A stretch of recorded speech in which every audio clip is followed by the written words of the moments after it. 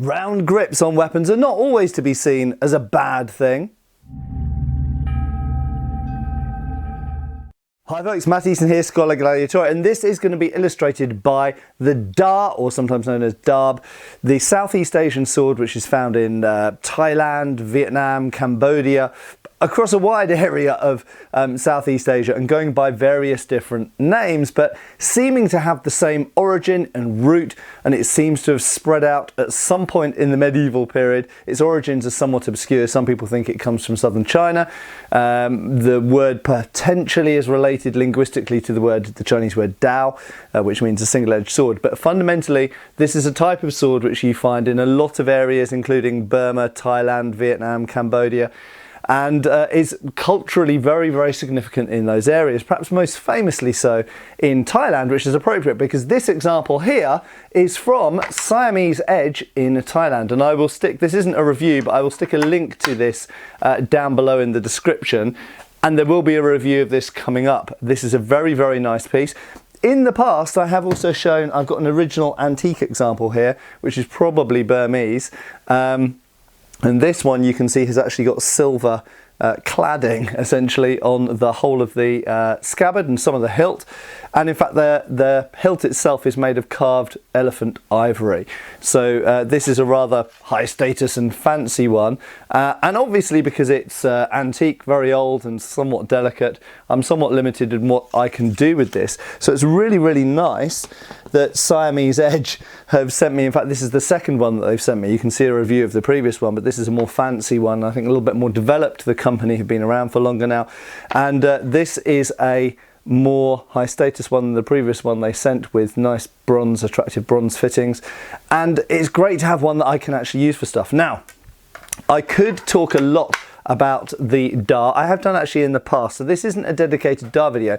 Rather, I wanted to talk about one specific feature, which is the almost, this is actually very slightly ovoid, but the almost cylindrical grip that we find on most Daab. Now, funnily enough, if you, for example, look at the Wikipedia page about the Daab or Daab, you will find that one of the defining features of this as a weapon is that it does have a cylindrical grip. Now, it's not to say that some of them don't have, like this, a slightly more ovoid grip, but overall, most of them are cylindrical, and they're not the only weapons. Now, I fully confess that I'm probably one of the internet people most responsible for educating a whole generation almost of people that cylindrical grips are bad. It's not just me, there's other YouTubers, there's TV shows like Forged in Fire, and what this comes down to is indexing. Okay, so if we take something like, so this is one of the Royal Armourer's swords with windlass that I developed. This was from the first batch. We're currently working on the second batch, actually, some news about that coming up soon.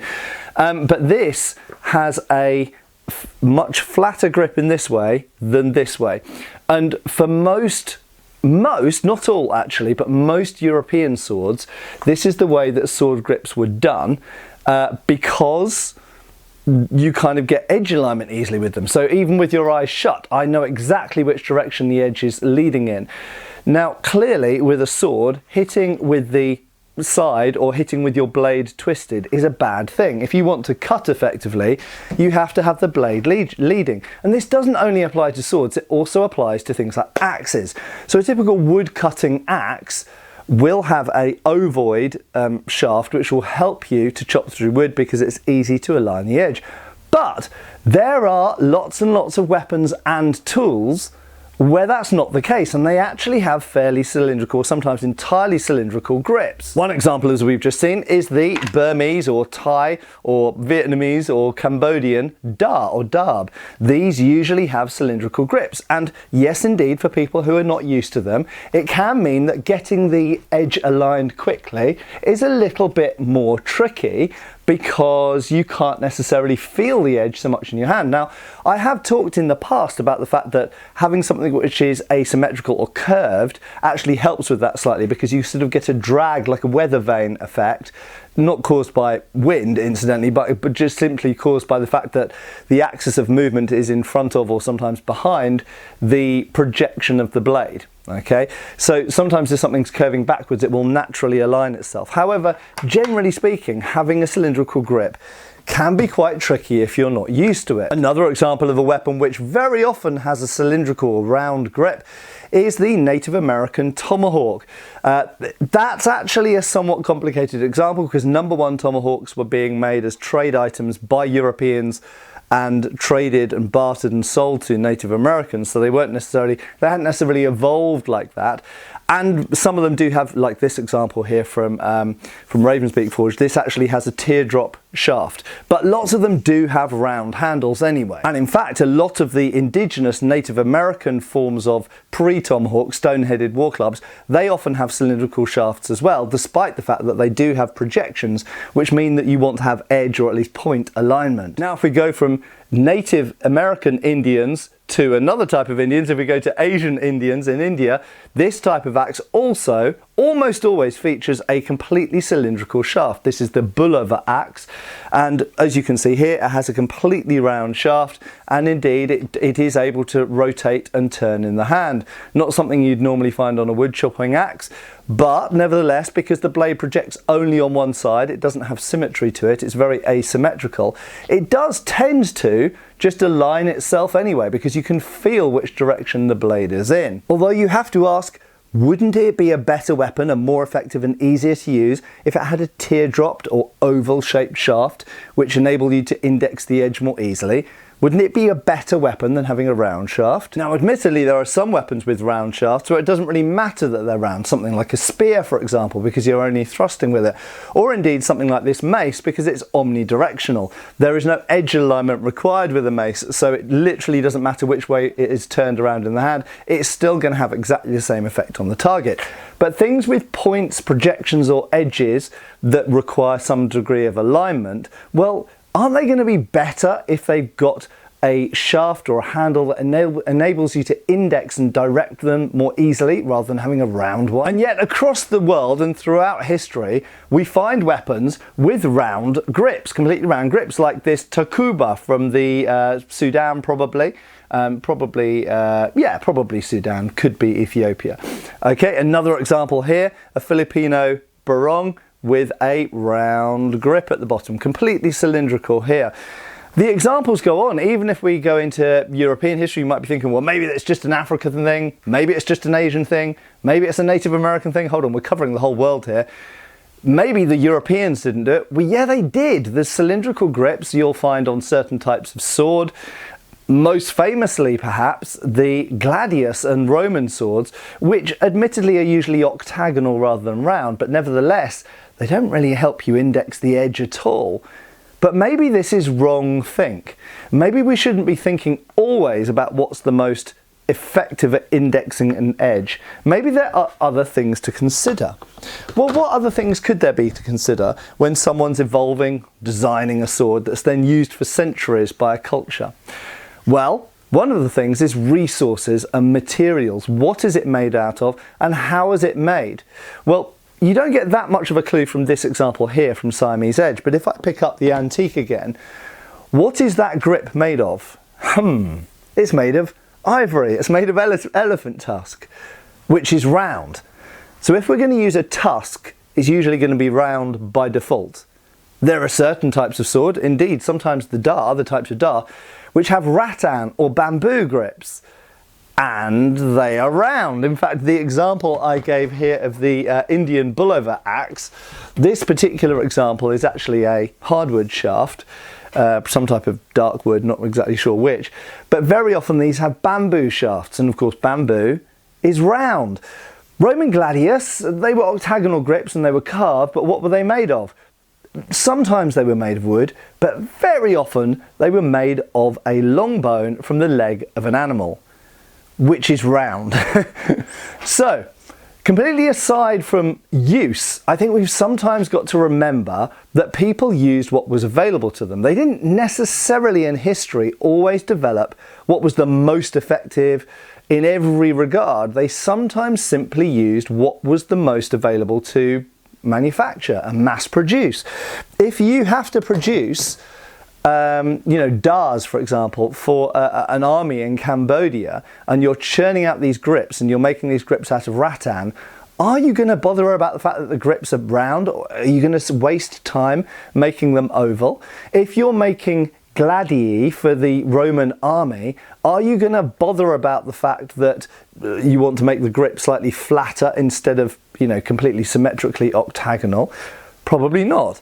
And not only that, but there are mitigating factors as well. So, I mean, if I pick up this Takuba here, yes, it's got a completely round grip, but it does have a guard on it. And once you hold the round grip, it's no problem. You can feel the edge alignment because of the way that the guard is pointing. Equally with curved or broad blades like this barong here, you can sort of feel, because of the breadth of the blade, you can sort of feel that inherently. I've already talked about the axe. Axes tend to align themselves because they've got that great asymmetry, and the blade will always want to point downwards if held downwards, which helps direct them. And I've also talked about curved blades, which tend to align themselves the moment that you start moving them. So there are mitigating factors. So given those mitigating factors, are you going to go to extra lengths if you're already using a round material to make a grip? Because that's what you use to make grips.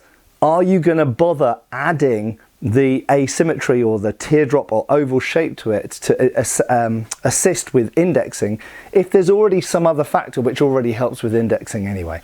I think probably not. I think sometimes we get too fixated on these details and we forget that they were producing these in great numbers and they were being used by huge numbers of soldiers. Maybe the prince or the general would have been more particular about his grip, but the mass-produced sort of day in, day out market stall weapons, they might have just stuck with what was easiest. There are also a couple of other things to consider. Sometimes a round grip might be advantageous because of the way you want it to turn in your hand. And I have heard that said of the Daab, that there are certain techniques where having a round grip can sort of assist. Now, I'm not sure that I'm really convinced by that because I haven't seen anything done with a Daab that isn't done with another sword in another system that doesn't have a round grip. But nevertheless, maybe I'm wrong on that, maybe I just don't know enough about it. I would also say that round grips are very comfortable in the hand and they tend to spread out the force and the friction more evenly. For that reason, a lot of tools that we use that you buy from the hardware store have round handles because they are probably the most, on average, comfortable to use, even if they come at the cost of not being so easy to align the edges. Anyway, I hope that's been somewhat thought-provoking. Check out the link to Siamese Edge, incidentally. They make lots of cool stuff. But I think the subject of round handles, which is one that I and other people have done a disservice to, and sometimes we will criticise a replica for the handle, for the grip being too round. A famous example is the Conan the Barbarian or the Valeria swords.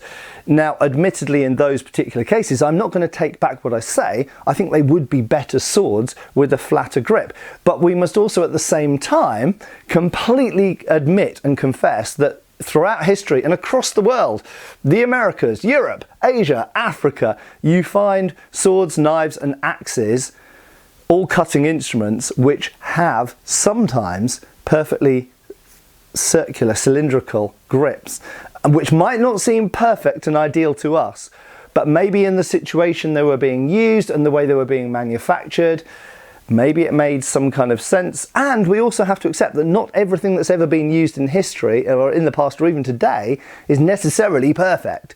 We could say, I think it's legitimate to say, that if you don't agree that a round grip on a Daab is a fantastic idea, you slightly either have your grip flattened or you have it teardropped, and that will assist with you, and that will make it potentially a better weapon. And I don't think it's bad to do that. But the final thing I want to say is culture and cultural norms is something we should never overlook